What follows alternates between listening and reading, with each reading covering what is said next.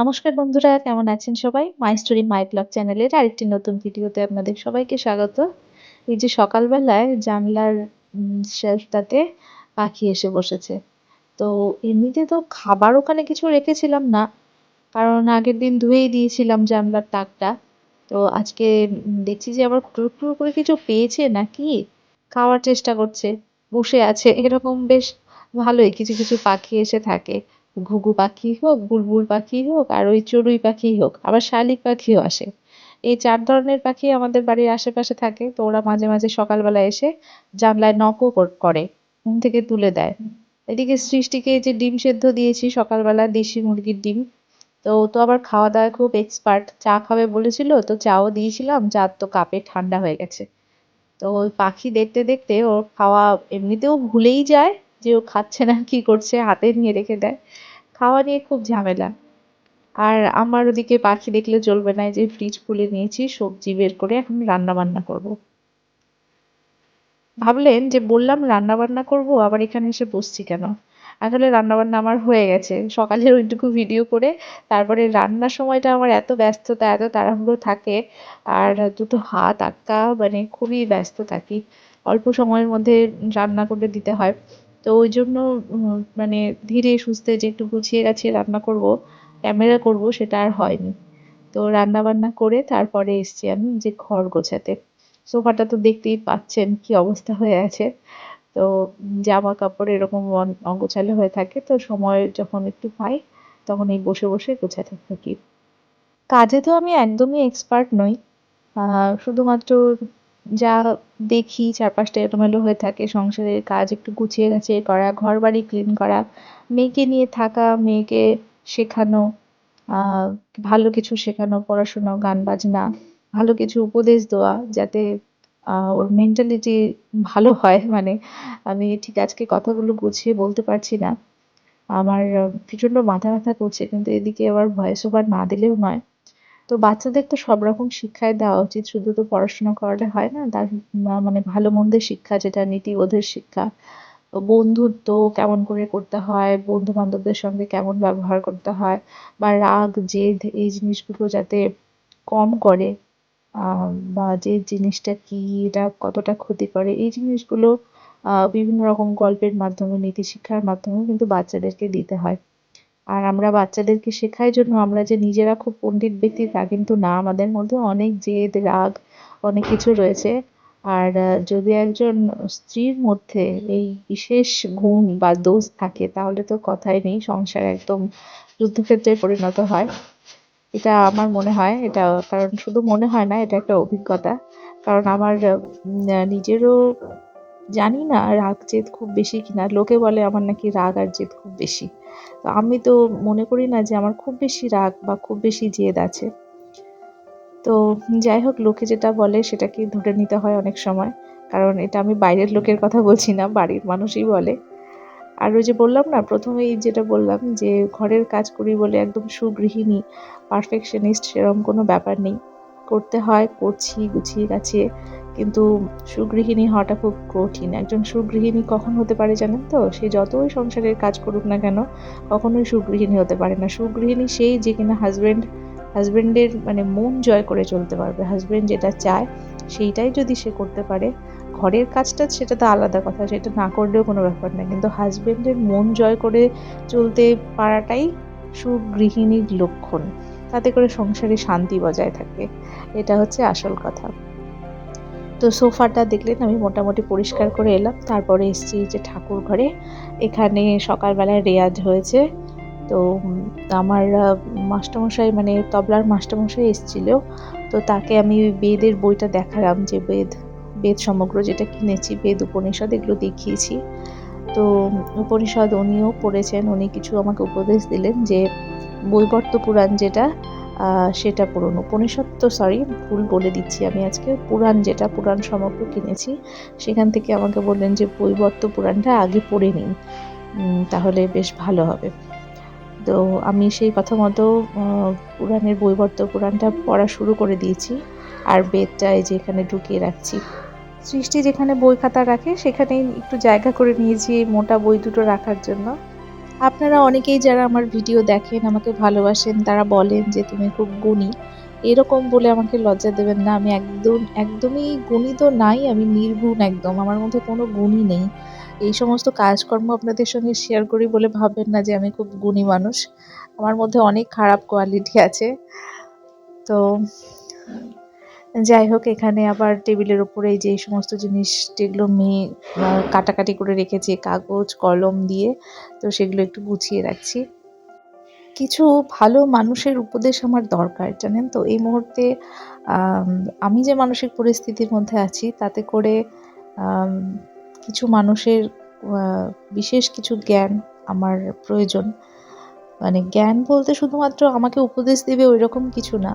সার্বিক দিক থেকে আ কিছু ভালো কথা যেখান থেকে আমি নিজে মনের দিক থেকে একটু শান্তি পেতে পারি। তো সেই ধরনের মানুষের সংস্পর্শে থাকা আমার খুব প্রয়োজন। কিন্তু জানি না এই মানুষগুলোকে কোথায় খুঁজে পাবো। আবার এদিকে দেখুন রান্নাঘরে এসছি আর আমার খুব খিদে পেয়েছে। তো ব্ল্যাক বারবানের একটা ছোট্ট বিস্কিটের প্যাকেট ছিল। তো এটা নিয়ে নিলাম আর সৃষ্টির সঙ্গে শেয়ার করে খাবো। আমার মতন আমি এদিকে কাজকর্ম করতে থাকি, তবে সৃষ্টি এখন বড় হয়ে গেছে তো ওর সঙ্গে এখন অতটা সময় কাটাতে হয় না, কারণ ও নিজে নিজে খেলতে শিখেছে। আর আগে যখন ছোট ছিল ও যা করতো মানে ওর সঙ্গে সঙ্গে আমাকে থাকতে হতো। এই যে দেখুন এই টেন্ট হাউসটা একদম খাটের উপরে তুলে নিয়ে খেলছে। ওই নিচে সবসময় বলি সদরঞ্চি বিছিয়ে তারপরে খেলতে, তা না, বিছানার উপরে এরকমভাবে যদি খেলে তো বিছানাটাও তো নোংরা হয়। তো বোঝে না, কি আর করা যাবে। তো ওখানে বসে বসে ও বিস্কিট খাবে, আমিও একটা নিয়ে নিলাম। আর এখানে দেখুন আমরা রেডি হয়ে গেছি, সৃষ্টি রেডি হয়ে গেছে, আমিও রেডি হয়ে গেছি, জ্যাকেট পরে নিয়েছি।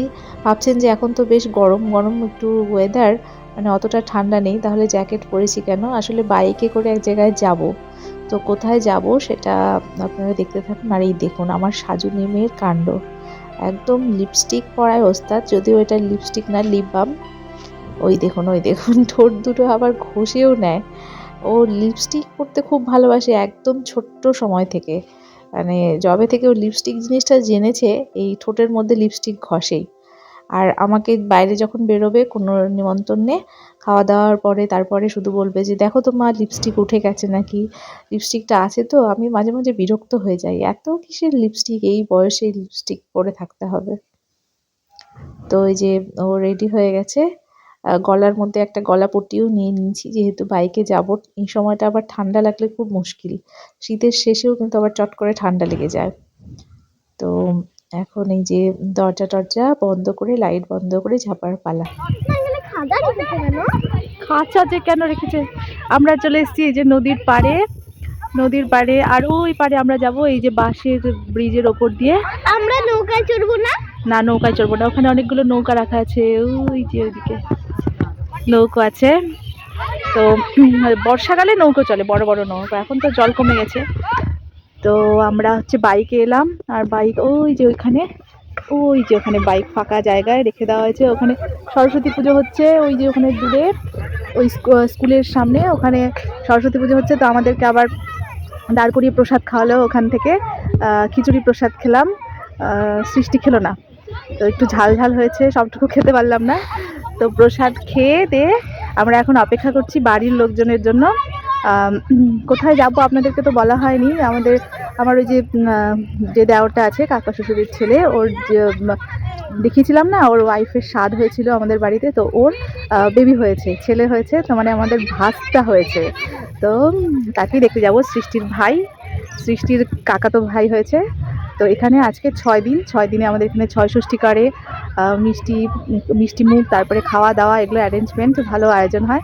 তো সেখানেই যাচ্ছি। আর বিয়ের সময় দেখিয়েছিলাম না যে এই যে ব্রিজ পার করে নদীর ওই পারে হচ্ছে মেয়ের বাড়ি, মানে এখন মেয়ে বাবার বাড়িতে যেহেতু আছে, তো ওখানেই আমরা যাব। তো আমার হাজব্যান্ড আবার কোথায় যেন গেল, আর আমাদের গ্রামের বাড়ি থেকে এখনও কেউ এসে পৌঁছায়নি, তো ওই জন্য নদীর পাড়ে একটু দাঁড়িয়ে দাঁড়িয়ে অপেক্ষা করছি। তো ওরা সবাই আসুক, তারপরে আমরা একসঙ্গে যাব, তাই না বাবা? আর বাইকে এসেছি তো ওই জন্য এই যে সব ফুল জ্যাকেট ট্যাকেট পরে চলে এসেছি। আর বাড়ি ফিরতে তো অনেক রাত হয়ে যাবে। চলো নদীর পাড়টা একটু দেখাই, এই যে বালি, আস্তে আস্তে বাবা হাঁটবি, বালি না হলে একদম কিন্তু ঢুকে যাবে পায়ের মধ্যে। আমার পাড়ের মধ্যে ঢুকে গেছে অলরেডি। অলরেডি ঢুকে গেছে। হ্যাঁ। সাদা বালি নদীর মা, পাড়ে। মা এটা ভাটা বিলের মতো লাগছে। ভাটরা বিল না, এটা নদী, আচ্ছা, এটা টাঙ্গন নদী। মা বাবা বাবা আসুক, বাবা এসে ধরবে। এটা হচ্ছে নৌকা রে, খাঁচা না মনে হয়, এটা তো নৌকা এক ধরনের। নৌকার মধ্যে খাঁচা করা। কেন এরকম কেন? কি জানি মুরগি টুরগি পুষে নিয়ে যায় নাকি ওই পারে। খাঁচা করা কেন নৌকাটা? ও এবার বুঝেছি। ওই ওগুলোর মধ্যে অনেকগুলো বালতি রাখে, ওই নৌকার মধ্যে সে মাছ টাছ ধরে। বাট মাছ ধরে না এটা, এটা কি নিয়ে যাওয়া আসার জন্য। হ্যাঁ, খাঁচা করা নৌকা আমি প্রথম দেখলাম। এটা কি যে করে, এটাতে করে কি নিয়ে যায়, তোর বাবার কাছে শুনতে হবে। আর ওই যে বক, তুই বলছিলি না বক, ওই যে ওই দেখ এক ঝাঁক বক। হ্যাঁ, বেশি বড় না তাই না? উড়ে যাচ্ছে না দূরে, বড়ই আছে। ছোটগুলো একটু দেখতে পেলাম। বাবাটা আবার ওই যে ওখানে সরস্বতী পুজো হলো, তো ওখান থেকে আমরা আবার প্রসাদও খেয়ে নিলাম। ফাঁকা একদম নদীর পাড়ে। একা একা যাস না বাবা, একদম গড়িয়ে পড়ে যাবি। আমি করবো না। সৃষ্টিকে বললাম যে ও আমাকে একটু ভিডিও করে দিতে। আমার একটু ইচ্ছে হলো নদীর ধার দিয়ে হাঁটবো, তো বললাম যে তুই একটু ভিডিও করে দে, আমি একটু হাঁটি এখান দিয়ে। তো ওই বাড়িতে গিয়ে যেতে যেতে সন্ধে হয়ে গেছিলো, রাত হয়ে গেছিলো, তারপরে আর না ভিডিও করা হয়নি। তো আজকের ভিডিওটা এখানেই শেষ করছি। আপনাদের যদি ভালো লাগে তাহলে একটা লাইক করে দেবেন, আর আমার অন্যান্য ভিডিওগুলো দেখতে থাকুন। দেখার জন্য অনেক অনেক ধন্যবাদ।